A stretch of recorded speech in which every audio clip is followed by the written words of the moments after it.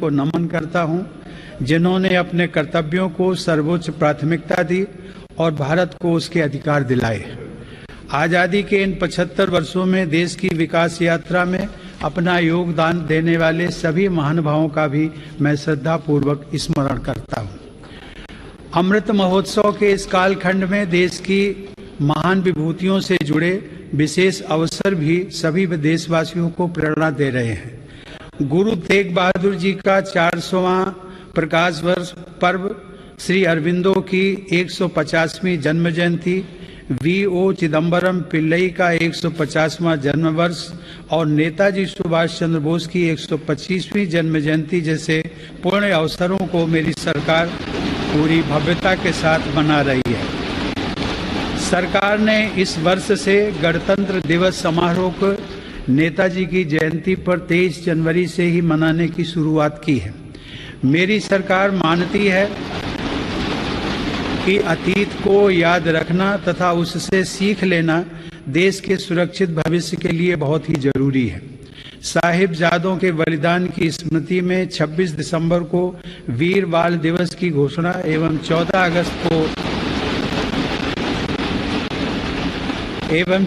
अगस्त को विभाजन विभीषिका स्मृति दिवस इसी सोच का परिचायक है। सरकार ने भगवान बिरसा मुंडा को श्रद्धांजलि स्वरूप उनके जन्म दिवस 15 नवंबर को जनजातीय गौरव दिवस के रूप में मनाने का भी निर्णय लिया। माननीय सदस्यगण, आजादी का अमृत महोत्सव हम सभी भारतीयों के लिए अगले 25 वर्षों के संकल्पों को आकार देने का पवित्र अवसर है।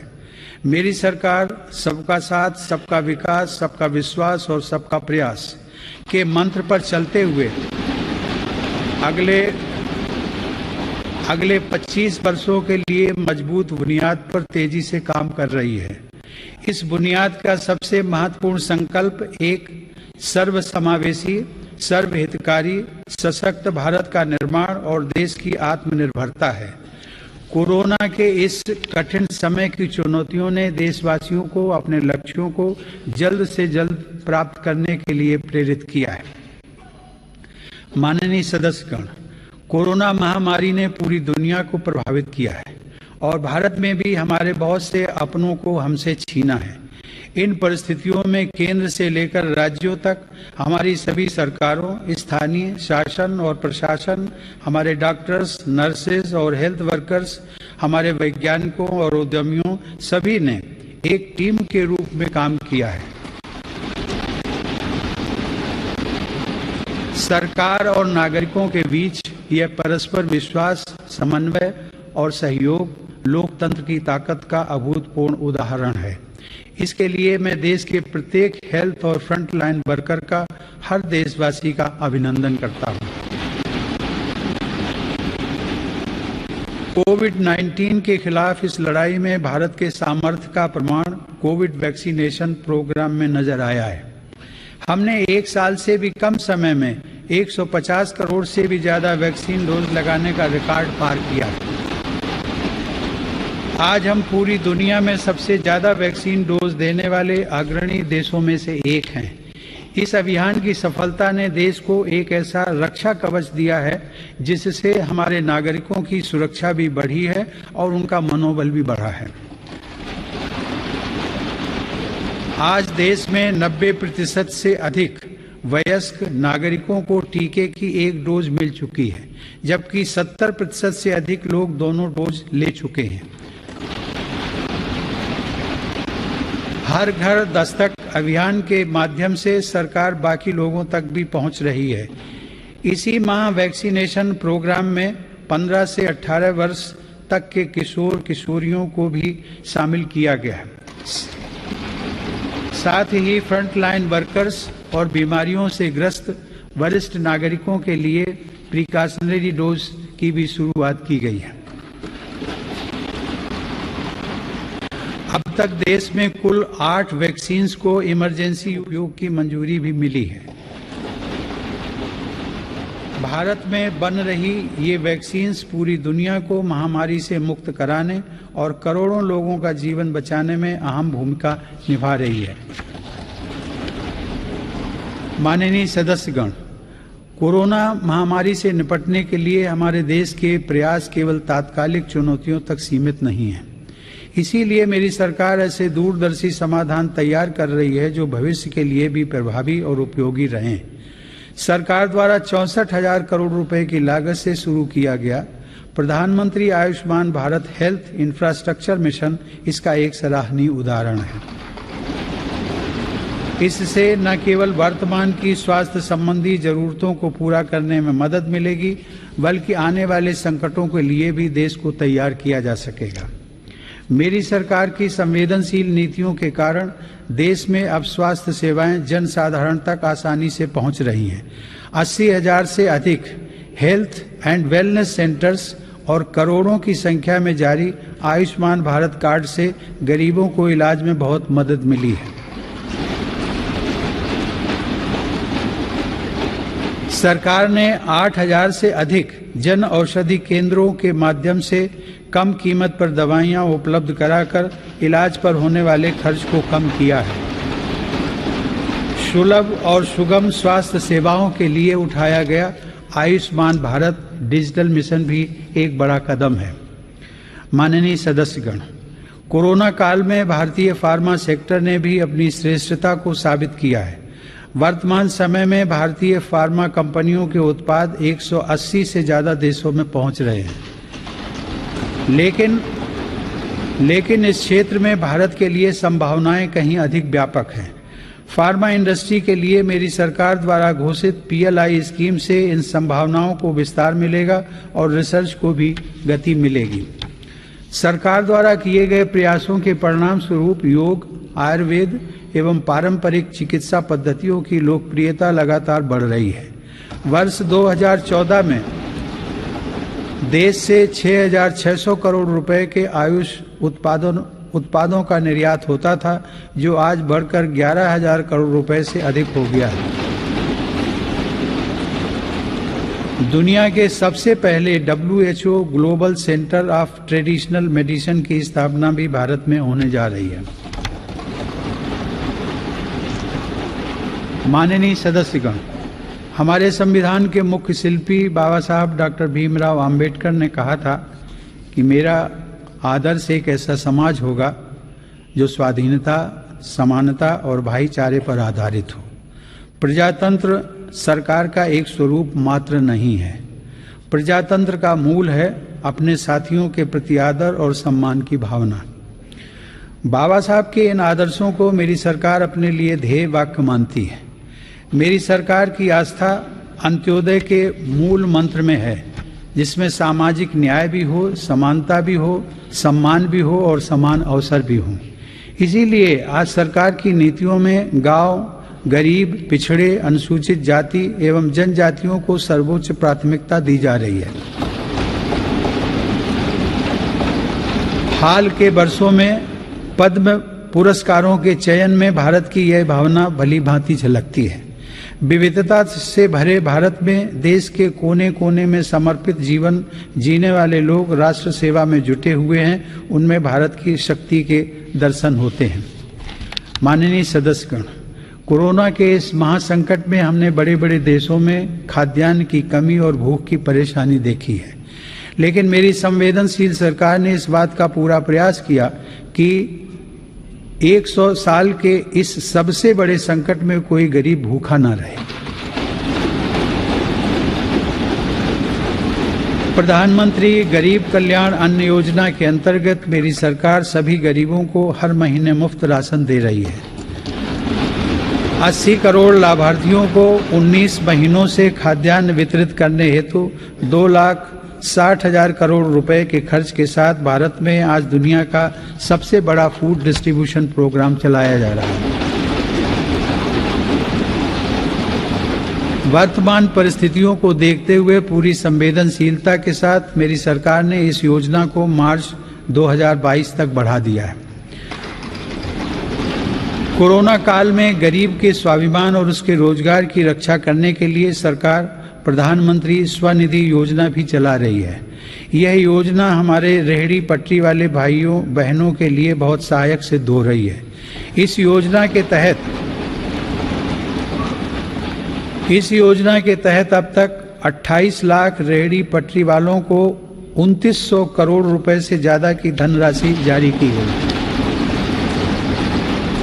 सरकार अब इन स्ट्रीट वेंडर्स को ऑनलाइन फूड डिलीवरी करने वाली कंपनियों के साथ भी जोड़ रही है। श्रमिकों के हितों की रक्षा के लिए सरकार ने ई श्रम पोर्टल भी शुरू किया है, जिससे अब तक 23 करोड़ से अधिक श्रमिक जुड़ चुके हैं। जनधन आधार मोबाइल अर्थात जैम ट्रिनिटी को मेरी सरकार ने जिस तरह नागरिक सशक्तिकरण से जोड़ा है, उसका प्रभाव भी हम लगातार देख रहे हैं। 44 करोड़ से अधिक गरीब देशवासियों के बैंकिंग सिस्टम से जुड़ने के कारण महामारी के दौरान करोड़ों लाभार्थियों को सीधे कैश ट्रांसफर का लाभ मिला है। डिजिटल इंडिया और डिजिटल इकोनॉमी के बढ़ते प्रसार के संदर्भ में देश के यूपीआई प्लेटफॉर्म की सफलता के लिए भी मैं सरकार के विजन की प्रशंसा करूंगा।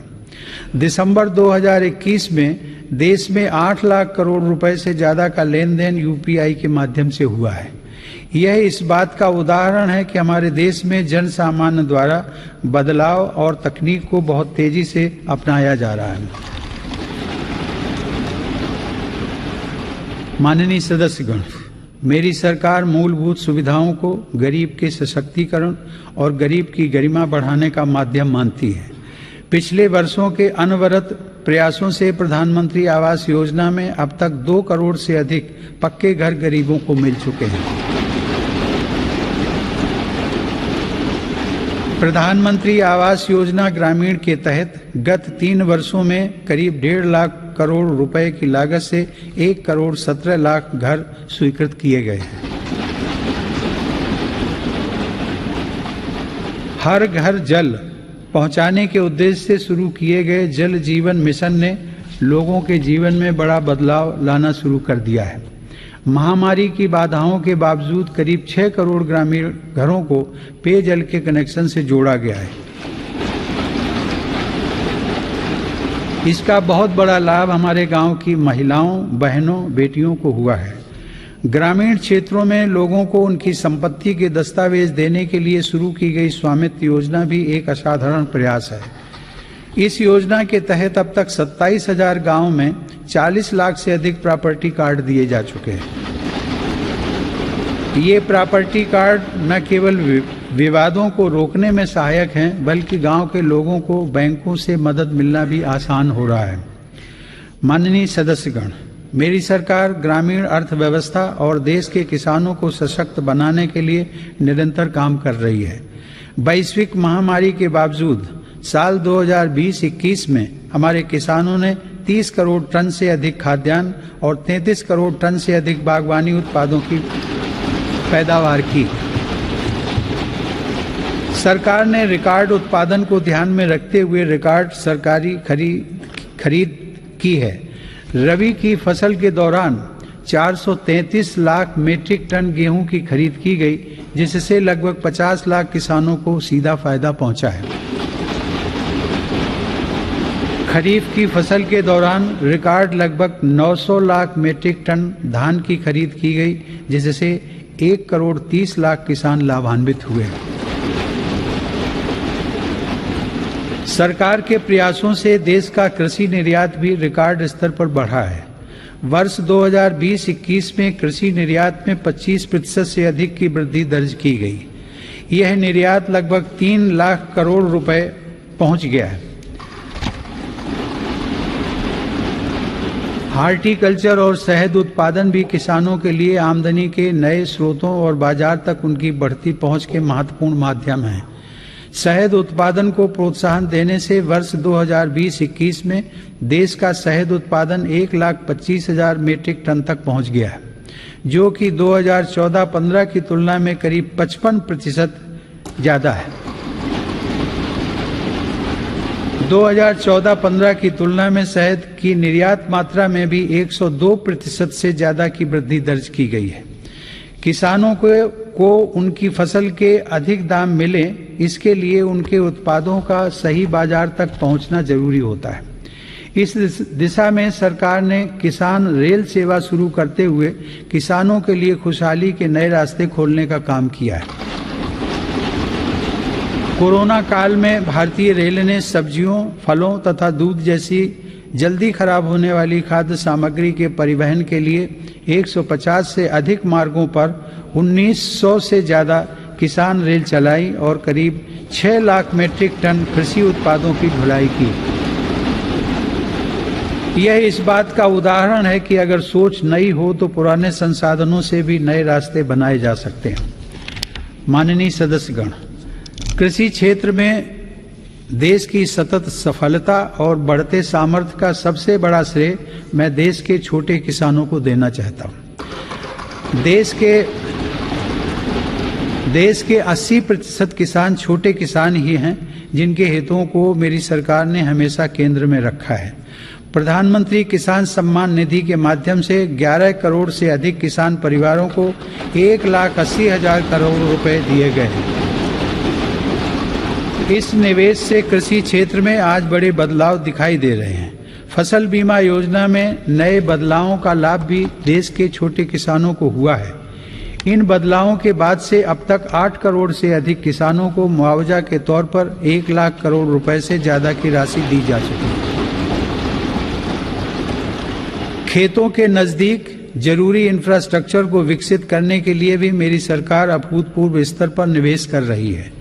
1 लाख करोड़ रुपए के कृषि इंफ्रास्ट्रक्चर फंड के अंतर्गत हजारों परियोजनाओं को मंजूरी दी गई है। मेरी सरकार ने खाद्य तेल में आत्मनिर्भरता को ध्यान में रखते हुए 11,000 करोड़ रुपए की लागत से national mission on edible oils, oil palm की शुरुआत भी की है। सरकार ऑर्गेनिक खेती, प्राकृतिक खेती और क्रॉप डाइवर्सिफिकेशन जैसे विशेष प्रयास भी कर रही है। यह आप सभी की जानकारी में है कि संयुक्त राष्ट्र ने वर्ष 2023 को इंटरनेशनल ईयर ऑफ मिलेट्स के रूप में घोषित किया है।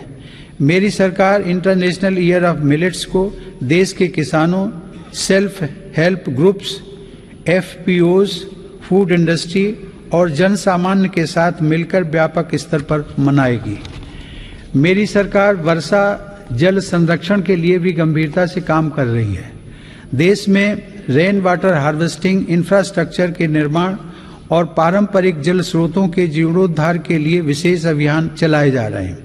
प्रधानमंत्री कृषि सिंचाई योजना के तहत विभिन्न परियोजनाओं और अटल भू जल योजना की मदद से देश में 64 लाख हेक्टेयर सिंचाई क्षमता विकसित की गई है। नदियों को आपस में जोड़ने की योजनाओं पर भी सरकार ने काम आगे बढ़ाया है।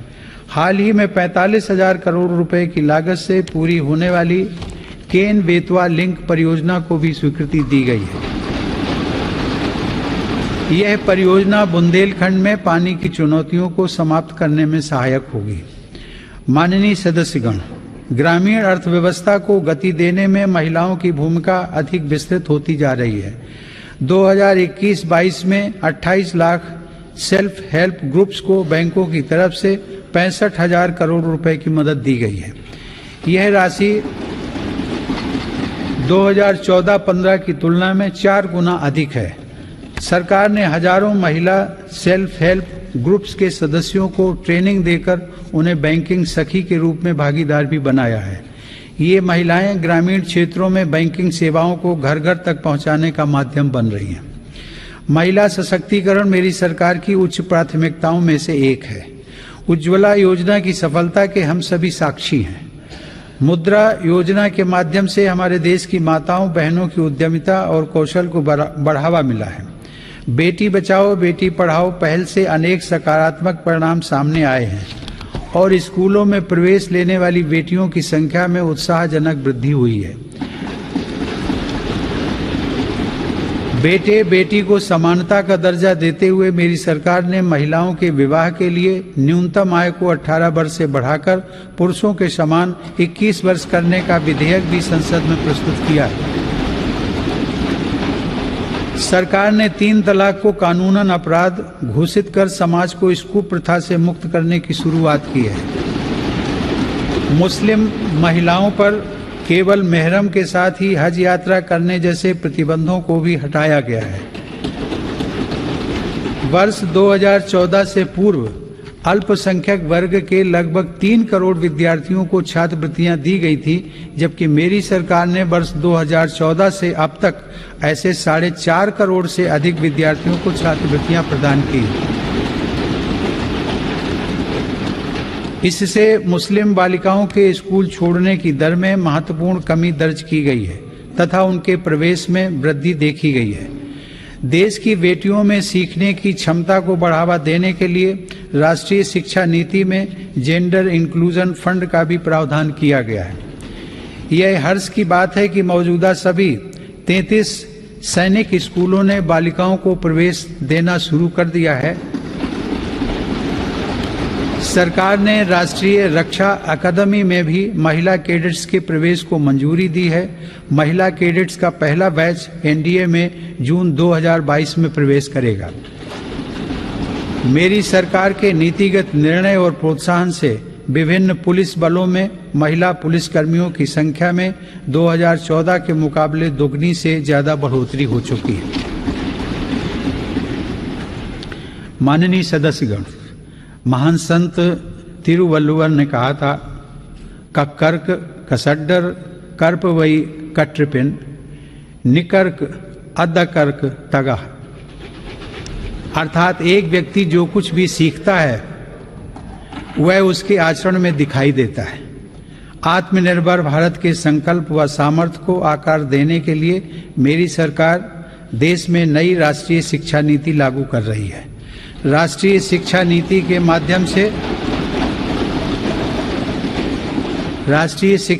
के माध्यम से स्थानीय भाषाओं को भी प्रोत्साहित किया जा रहा है। स्नातक पाठ्यक्रमों की महत्वपूर्ण प्रवेश परीक्षाएं भारतीय भाषाओं में भी संचालित करने पर जोर दिया जा रहा है। इस वर्ष 10 राज्यों के 19 इंजीनियरिंग कॉलेजों में 6 भारतीय भाषाओं में पढ़ाई शुरू हो रही है। स्किल इंडिया मिशन के तहत आईटीआई, जन शिक्षण संस्थान और प्रधानमंत्री कौशल केंद्रों के जरिए पूरे देश में 2.25 करोड़ से अधिक युवाओं का कौशल विकास हुआ है। स्किल को उच्च शिक्षा के साथ जोड़ने के लिए यूजीसी के नियमों में कई बदलाव भी किए गए हैं। कोरोना से लड़ाई के लिए स्किल इंडिया मिशन के तहत हेल्थ केयर से जुड़े 6 विशेष प्रशिक्षण कार्यक्रम शुरू किए गए हैं। इनसे हेल्थ केयर सेक्टर को मदद मिल रही है। सरकार द्वारा जनजातीय युवाओं की शिक्षा के लिए हर आदिवासी बहुल ब्लॉक तथा एकलव्य आवासीय मॉडल स्कूल के विस्तार का काम किया जा रहा है। ये स्कूल लगभग 3.5 लाख जनजातीय युवाओं को सशक्त बनाएंगे। माननीय सदस्यगण, टोक्यो ओलंपिक के दौरान हम सभी ने भारत की युवा शक्ति की क्षमताओं को देखा है। इस अंतर्राष्ट्रीय प्रतिस्पर्धा में अब तक का बेहतरीन प्रदर्शन करते हुए भारत ने 7 मेडल जीते। टोक्यो पैरा ओलंपिक में भी भारतीय पैरा एथलीटों ने 19 पदक जीतकर रिकॉर्ड कायम किया। ओलंपिक प्रतिस्पर्धाओं तथा खेलकूद में भारत की उपस्थिति मजबूत करने के लिए केंद्र सरकार राज्य सरकारों के साथ मिलकर देश में सैकड़ों खेलो इंडिया केंद्र स्थापित कर रही है। पैरा स्पोर्ट्स में दिव्यांग युवाओं को ट्रेनिंग देने के लिए सरकार ने ग्वालियर में आधुनिक सुविधाओं से युक्त सेंटर फॉर डिसेबिलिटी स्पोर्ट्स की स्थापना भी की है। माननीय सदस्यगण, दिव्यांग जनों के लिए सुगमता, समानता और सम्मानपूर्ण जीवन के अवसर प्रदान करना एक समाज के रूप में हमारी सामूहिक जिम्मेदारी है। इस दिशा में आज सुगम्य भारत अभियान हमारी राष्ट्रीय संवेदना का परिचय दे रहा है। दिव्यांग जनों का जीवन बदलने के लिए देश में निःशुल्क सहायक उपकरणों से लेकर कॉकलियर इम्प्लांट सर्जरी जैसे प्रोग्राम चलाए जा रहे हैं। इन कार्यक्रमों के अंतर्गत अब तक 25 लाख से अधिक दिव्यांग व्यक्तियों को सहायता उपकरण उपलब्ध करवाए गए हैं और करीब 4000 सफल कॉकलियर इम्प्लांट किए गए हैं।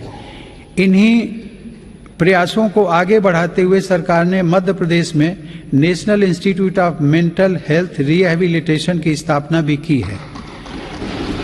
दिव्यांग युवाओं के भविष्य के लिए 10,000 शब्दों की इंडियन साइन लैंग्वेज डिक्शनरी भी बनाई गई है। माननीय सदस्यगण, हमारा स्टार्टअप इकोसिस्टम हमारे युवाओं के नेतृत्व में तेजी से आकार ले रही अनंत नई संभावनाओं का उदाहरण है। वर्ष 2016 से हमारे देश में 56 अलग अलग सेक्टर्स में 60,000 नए स्टार्टअप्स बने हैं। इन स्टार्टअप्स के जरिए 6 लाख से अधिक रोजगारों का सृजन हुआ है। वर्ष 2021 में कोरोना काल में भारत में 40 से अधिक यूनिकॉर्न स्टार्टअप अस्तित्व में आए, जिनमें से प्रत्येक का मूल्य 7,400 करोड़ रुपए से अधिक आंका गया है। मेरी सरकार की नीतियों की वजह से आज भारत उन देशों में है जहां इंटरनेट की कीमत सबसे कम है तथा स्मार्टफोन की कीमत भी सबसे कम है। इसका बहुत बड़ा लाभ भारत की नौजवान पीढ़ी को मिल रहा है। भारत 5G मोबाइल कनेक्टिविटी पर भी तेजी से काम कर रहा है, जिससे अनेक नई संभावनाओं के द्वार खुलेंगे। सेमीकंडक्टर को लेकर भारत के प्रयासों का बहुत बड़ा लाभ हमारे स्टार्टअप इकोसिस्टम को होगा। भारत के युवाओं को तेजी से बदलती टेक्नोलॉजी का लाभ मिले, इसके लिए भी सरकार ने अनेक नीतिगत निर्णय लिए हैं। कई नए सेक्टरों में प्रवेश के द्वार खोले। सरकार ने startups intellectual property protection program के माध्यम से पेटेंट और ट्रेडमार्क से जुड़ी प्रक्रियाओं को आसान बनाया है, उन्हें नई गति दी है। इसी का परिणाम है कि इस वित्त वर्ष में पेटेंट के लिए लगभग 6,000 और ट्रेडमार्क के लिए 20,000 से ज़्यादा आवेदन किए गए। माननीय सदस्यगण, मेरी सरकार के निरंतर प्रयासों से भारत एक बार फिर विश्व की सर्वाधिक तेजी से विकसित हो रही अर्थव्यवस्थाओं में से एक बन गया है।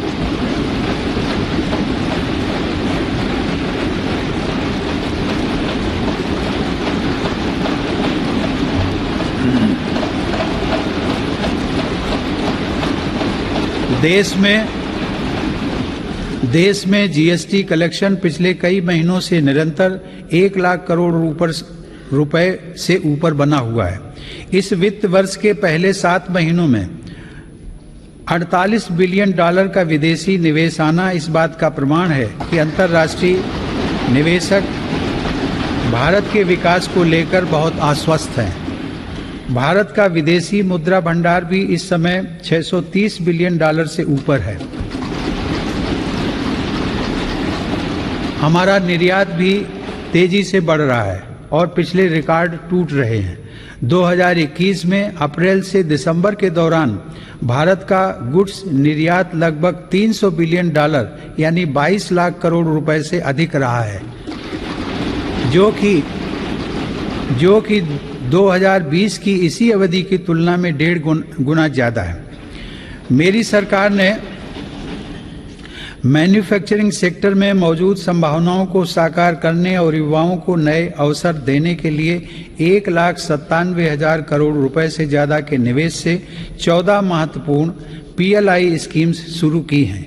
ये PLI स्कीम्स न केवल भारत को ग्लोबल मैन्युफैक्चरिंग हब के रूप में स्थापित करने में मदद करेंगी, बल्कि रोजगार के 60 लाख से अधिक अवसर भी उपलब्ध कराएंगे।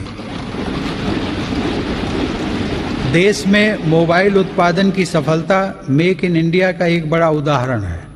आज भारत विश्व में दूसरा सबसे बड़ा मोबाइल फोन निर्माता बनकर उभरा है। इससे भारत के लाखों युवाओं को रोजगार भी मिला है।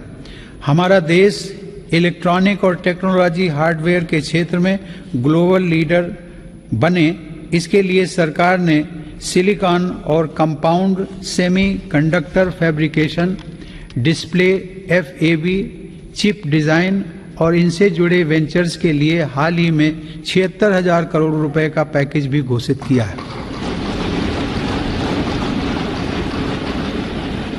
मेरी सरकार नए क्षेत्रों के साथ साथ उन पारंपरिक क्षेत्रों में भी देश की स्थिति को पुनः मजबूत बना रही है जिनमें हमारे पास सैकड़ों वर्षों का अनुभव है।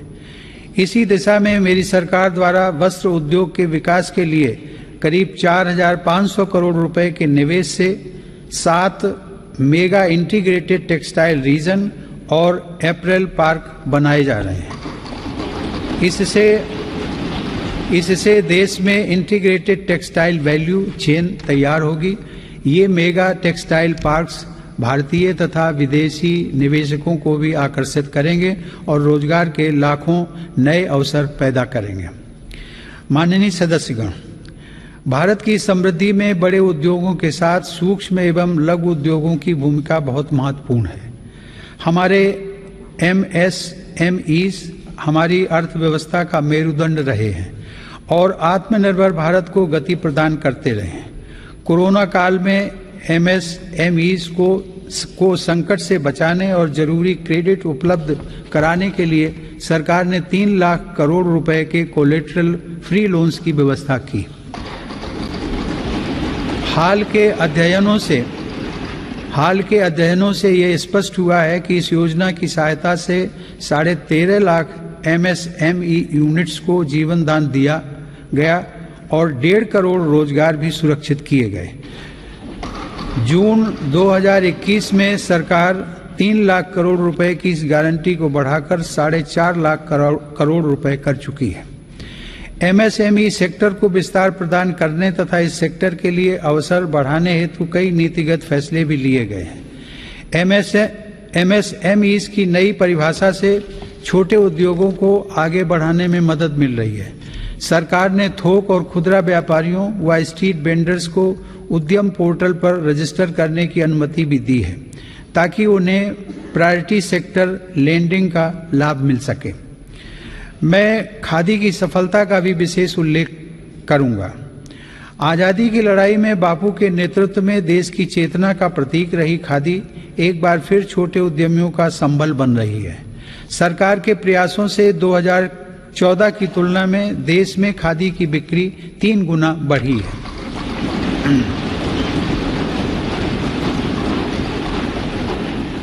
माननीय सदस्यगण, किसी भी देश के विकास का आधार वहां का इंफ्रास्ट्रक्चर होता है। मेरी सरकार की दृष्टि में इंफ्रास्ट्रक्चर सामाजिक असमानता को पाटने वाला सेतु भी है। इंफ्रास्ट्रक्चर पर होने वाले निवेश से न केवल लाखों नए रोजगार पैदा होते हैं बल्कि इसका एक गुणात्मक प्रभाव भी होता है। इससे व्यापार करना सुगम होता है, परिवहन की गति बढ़ती है और हर सेक्टर में आर्थिक गतिविधियों में वृद्धि होती है। मेरी सरकार ने इंफ्रास्ट्रक्चर विकास के कार्यों को और अधिक गति प्रदान करने के लिए अलग अलग मंत्रालयों के कामकाज को प्रधानमंत्री गति शक्ति राष्ट्रीय मास्टर प्लान के रूप में एक साथ जोड़ा है। यह प्लान भारत में मल्टी मॉडल ट्रांसपोर्ट के एक नए युग का प्रारंभ करने जा रहा है। भविष्य के भारत में रेलवेज, हाईवेज और एयरवेज अलग अलग और अलग थलग इंफ्रास्ट्रक्चर नहीं होंगे बल्कि एक देश के एकजुट संसाधन के तौर पर काम करेंगे। ग्रामीण क्षेत्रों में सड़कों, संसाधनों और इंफ्रास्ट्रक्चर के निर्माण से देश की उन संभावनाओं को उड़ान मिल रही है जो दशकों से उपेक्षित पड़ी थी। प्रधानमंत्री ग्राम सड़क योजना की उपलब्धियां गर्व करने योग्य हैं। वर्ष 2020-21 में ग्रामीण इलाकों में 100 किलोमीटर प्रतिदिन से अधिक की रफ्तार से 36,500 किलोमीटर सड़कें बनाई गई हैं और हजारों रिहायशी क्षेत्रों को ऑल वेदर रोड कनेक्टिविटी से जोड़ा गया है। आज देश के नेशनल हाईवेज भी पूरब से पश्चिम और उत्तर से दक्षिण पूरे देश को एक साथ जोड़ रहे हैं। मार्च 2014 में हमारे देश में राष्ट्रीय राजमार्गों की कुल लंबाई 90,000 किलोमीटर थी, जबकि आज उनकी लंबाई बढ़कर 1,40,000 किलोमीटर से अधिक हो गई है। भारतमाला परियोजना के अंतर्गत लगभग 6 लाख करोड़ रुपए की लागत से 20,000 किलोमीटर से अधिक लंबाई के राजमार्गों पर काम किया जा रहा है। इनमें 23 ग्रीन एक्सप्रेसवेज और ग्रीन फील्ड कॉरिडोर्स का विकास भी शामिल है। दिल्ली मुंबई एक्सप्रेस वे भी पूरा होने के करीब है, जो कि भारत का सबसे लंबा और सबसे तेज एक्सप्रेस वे होगा। मेरी सरकार को पंढरपुर तीर्थ को जोड़ने वाले संत ज्ञानेश्वर मार्ग और संत तुकाराम पालकी मार्ग के चौड़ीकरण का काम शुरू करने का सौभाग्य भी मिला है। देश में आधुनिक इंफ्रास्ट्रक्चर के विकास से आज जहां एक ओर विकास के नए रास्ते खुल रहे हैं, तो वहीं दूसरी ओर इससे देश की सुरक्षा को भी नई ताकत मिल रही है। बॉर्डर रोड्स ऑर्गेनाइजेशन (BRO) ने लद्दाख में उमलिंग ला दर्रा पर 19,000 फीट की ऊंचाई पर विश्व की सबसे ऊंची परिवहन योग्य सड़क का निर्माण किया है। लद्दाख के देमचोक, उत्तराखंड के जोलिंगकोंग और अरुणाचल प्रदेश के हुरी जैसे सर्वाधिक दूरस्थ गांवों को भी आधुनिक सड़कों से जोड़ा गया है। मेरी सरकार भारतीय रेलवे का भी तेज गति से आधुनिकीकरण कर रही है। नई वंदे भारत ट्रेनें तथा नए विस्टाडोम कोच भारतीय रेल की आभा में वृद्धि कर रहे हैं। बीते 7 वर्षों में 24,000 किलोमीटर रेलवे रूट का विद्युतीकरण हुआ है। नई रेलवे लाइंस बिछाने और दोहरीकरण का काम भी तेज गति से जारी है। गुजरात में गांधीनगर रेलवे स्टेशन और मध्य प्रदेश में रानी कमलापति रेलवे स्टेशन आज आधुनिक भारत की नई तस्वीर के रूप में सामने आए हैं। कश्मीर में चिनाब नदी पर निर्मित हो रहा रेलवे आर्च ब्रिज आकर्षण का केंद्र बन रहा है। मेरी सरकार ने गरीब और मध्यम वर्ग का जीवन आसान बनाने के लिए पब्लिक ट्रांसपोर्ट की सुविधा बढ़ाने में भी असाधारण काम किया है। देश में 11 नई मेट्रो लाइंस पर सेवाएं शुरू की गई हैं, जिनका लाभ 8 राज्यों में लाखों लोगों को हर दिन मिल रहा है। भारत आज दुनिया के 4 सबसे बड़े ड्राइवरलेस ट्रेन नेटवर्क वाले देशों में भी शामिल हो गया है। हमने देश में इंडिजिनस ऑटोमेटिक ट्रेन सिस्टम भी विकसित किया है, जो कि मेक इन इंडिया की बढ़ती क्षमता का प्रतीक है। सरकार ने देश में 21 ग्रीन फील्ड एयरपोर्ट्स के निर्माण के लिए भी मंजूरी दी है। इनमें से देश का सबसे बड़ा एयरपोर्ट उत्तर प्रदेश के गौतम बुद्ध नगर जिले में बन रहा है। देश के महत्वपूर्ण कारोबारी क्षेत्रों को बंदरगाहों से जोड़ने के लिए सागरमाला कार्यक्रम के अंतर्गत 80 से अधिक कनेक्टिविटी परियोजनाओं पर भी काम हो रहा है। अब तक 24 राज्यों में 5 मौजूदा राष्ट्रीय जलमार्गों और 106 नए जलमार्गों सहित कुल 111 जलमार्गों को राष्ट्रीय जलमार्ग घोषित किया गया है। इनमें से 23 जलमार्गों के जरिए माल परिवहन भी हो सकेगा। आधुनिक इंफ्रास्ट्रक्चर की दिशा में सरकार द्वारा 27,000 सर्किट किलोमीटर से ज्यादा ट्रांसमिशन लाइंस भी बिछाई गई हैं। माननीय सदस्यगण, बीते समय में हमने देश में आत्मनिर्भर भारत के नए संकल्प को ठोस आकार लेते देखा है। इस संकल्प को रिफॉर्म्स की ऊर्जा से तेज गति प्राप्त हो रही है। नए लेबर रिफॉर्म्स से लेकर बैंकिंग रिफॉर्म्स और इंसॉल्वेंसी एंड बैंक्रप्सी कोड तक सुधारों का यह क्रम बिना रुके अनवरत चल रहा है। विगत वर्ष केंद्र और राज्यों के अलग अलग विभागों में 26,000 से ज्यादा कंप्लायंसेस की आवश्यकता को घटाया जा चुका है। देश में स्पेस को प्राइवेट सेक्टर के लिए खोलकर संभावनाओं का अनंत आकाश भी उपलब्ध करा दिया गया। पिछले साल भारत की अंतरिक्ष क्षमताओं को बढ़ाने के लिए इन स्पेस का गठन किया जाना ऐसा ही एक प्रमुख कदम है। तेजी से विकसित हो रही ड्रोन टेक्नोलॉजी और इससे जुड़ी संभावनाओं को लेकर भी मेरी सरकार सजग और सक्रिय है। इस दिशा में सरकार ने सिंप्लीफाइड ड्रोन रूल्स 2021 को अधिसूचित किया है और ड्रोन व ड्रोन कलपुर्जों के देश में निर्माण के लिए PLI योजना भी शुरू की है। इससे देश को भविष्य की इस महत्वपूर्ण टेक्नोलॉजी में अपनी स्थिति को मजबूत बनाने में मदद मिलेगी। माननीय सदस्यगण, मेरी सरकार देश की सुरक्षा के लिए दृढ़ संकल्पित होकर काम कर रही है। सरकार की नीतियों की वजह से डिफेंस सेक्टर में, विशेषकर रक्षा उत्पादन में देश की आत्मनिर्भरता लगातार बढ़ रही है। वर्ष 2020-21 में सैन्य बलों के आधुनिकीकरण के लिए जो भी स्वीकृतियां प्रदान की गईं, उनमें 87% उत्पादों में मेक इन इंडिया को प्राथमिकता दी गई।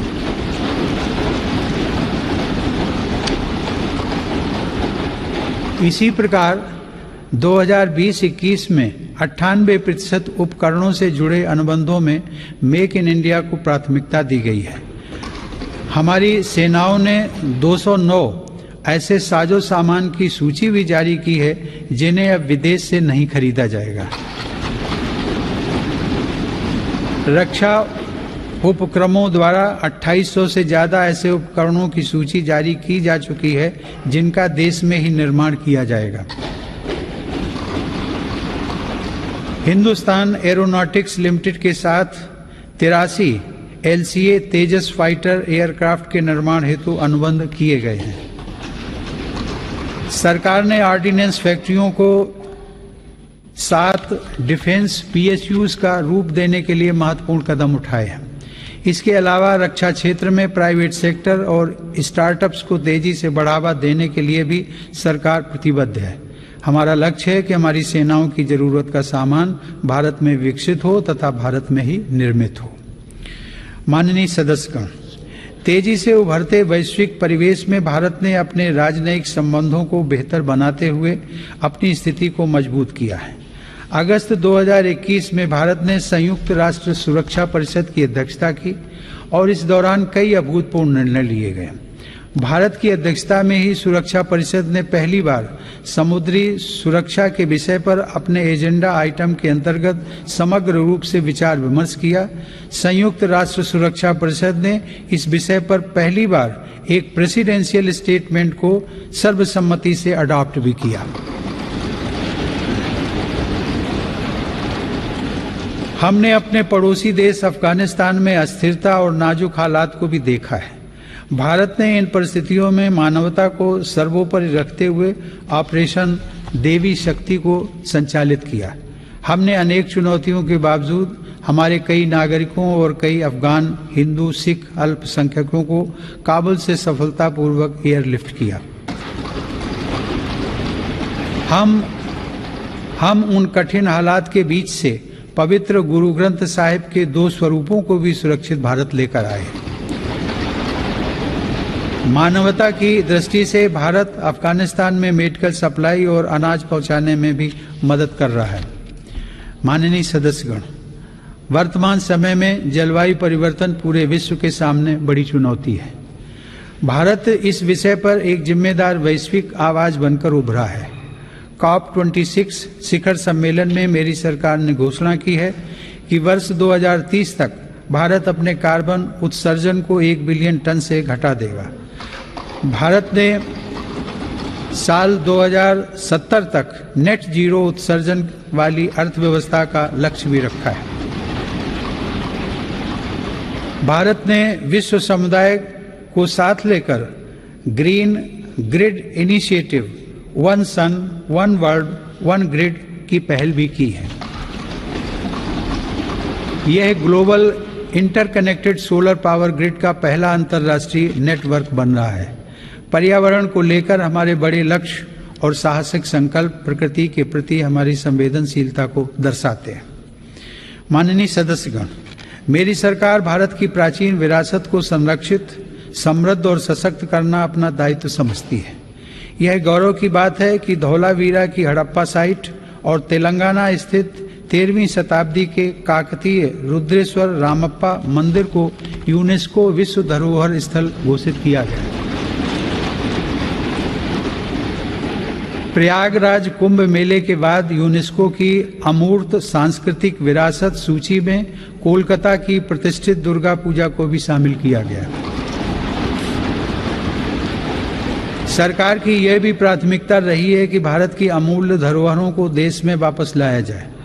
100 वर्ष पूर्व भारत से चोरी हुई मां अन्नपूर्णा देवी की मूर्ति को वापस लाकर काशी विश्वनाथ मंदिर में स्थापित किया गया।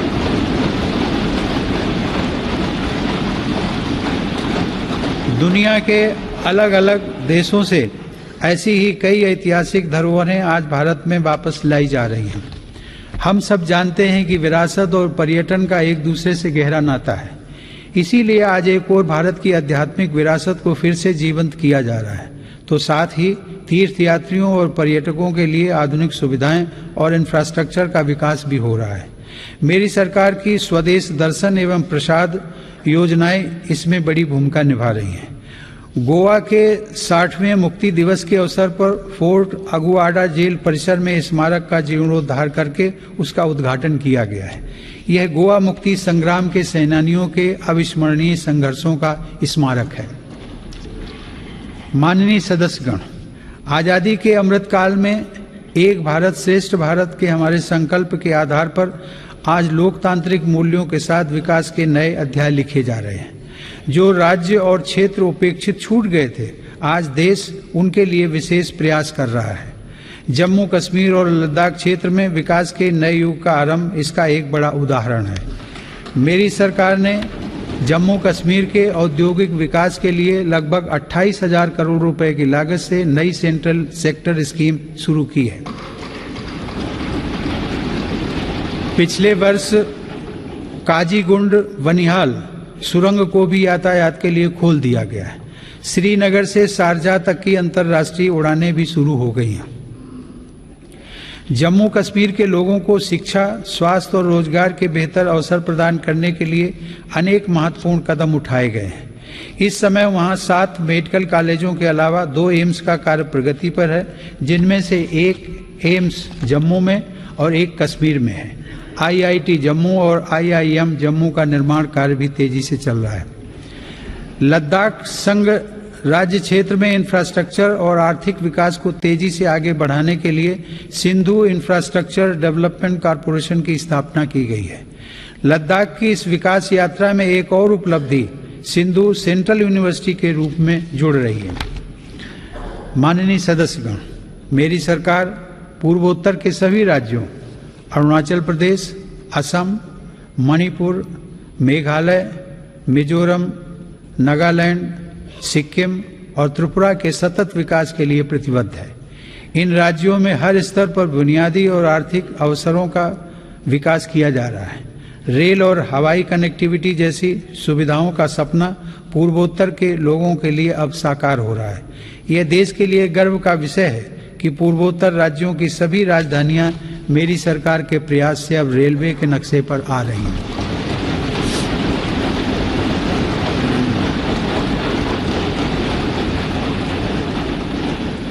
ईटानगर के होलोंगी में एक नए एयरपोर्ट की स्थापना की जा रही है।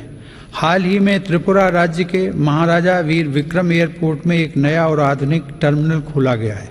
पूर्वोत्तर का यह विकास भारत की विकास यात्रा का एक स्वर्णिम अध्याय सिद्ध होगा। कुछ दिन पहले ही 21 जनवरी को मेघालय, मणिपुर और त्रिपुरा की स्थापना के 50 साल पूरे हुए हैं। आज़ादी के 75 साल पूरे होने के साथ इन राज्यों की यात्रा भी हमें विकास के नए संकल्पों के लिए प्रेरित कर रही है। पूर्वोत्तर में शांति स्थापना के लिए मेरी सरकार के प्रयासों को ऐतिहासिक सफलता प्राप्त हुई है। अभी कुछ महीने पहले ही कार्बी आंगलोंग के दशकों पुराने विवाद को समाप्त करने के लिए केंद्र सरकार, असम की राज्य सरकार एवं कार्बी समूह के बीच समझौता हुआ है। इससे इस क्षेत्र में शांति और खुशहाली का एक नया अध्याय शुरू हुआ है। सरकार द्वारा किए गए प्रयासों से आज देश में नक्सल प्रभावित जिलों की संख्या भी 126 से घटकर 70 रह गई है। माननीय सदस्यगण, मेरी सरकार नागरिकों की जरूरतों के प्रति सरकारी विभागों को अधिक से अधिक जवाबदेह बनाने के लिए कृत संकल्प है। बकाया मामलों में निपटान हेतु तथा स्वच्छता के लिए भारत सरकार के प्रत्येक मंत्रालय में विशेष अभियान चलाया जा रहा है। मिशन कर्मयोगी के अंतर्गत सिविल सर्वेंट्स की क्षमता बढ़ाने के लिए सरकार ने कैपेसिटी बिल्डिंग कमीशन की स्थापना की है। मिशन कर्मयोगी सिविल सर्वेंट्स के कैरियर में भी सहायक होगा और राष्ट्र निर्माण की नई जिम्मेदारियों के लिए उन्हें तैयार भी करेगा। न्याय प्राप्ति को सरल और सुगम बनाने के लिए भी देश में कई महत्वपूर्ण कदम उठाए जा रहे हैं। टेली लॉ प्रोग्राम के माध्यम से मुकदमों से पहले सलाह देने के लिए एक प्लेटफॉर्म का गठन किया गया है।